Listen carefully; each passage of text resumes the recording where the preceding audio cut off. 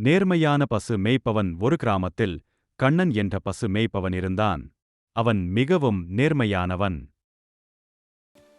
ஒருநாள் அவன் பசுக்களை மேய்த்துக் கொண்டிருந்தபோது ஒரு பை கிடைத்தது.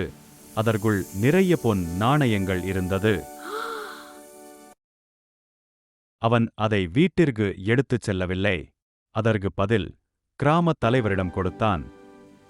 அந்த பை ஒரு பணக்கார வியாபாரியுடையது. வியாபாரி முதலில் போய் சொன்னான். என் பையில் இன்னும் வைர மோதிரமும் இருந்தது. அது இல்லை. கிராமத் தலைவர் யோசித்தார்.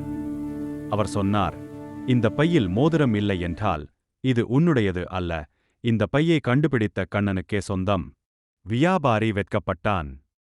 கண்ணனின் நேர்மையைக் கண்டு வியாபாரி மகிழ்ந்து அவனுக்கு பரிசு கொடுத்தான்.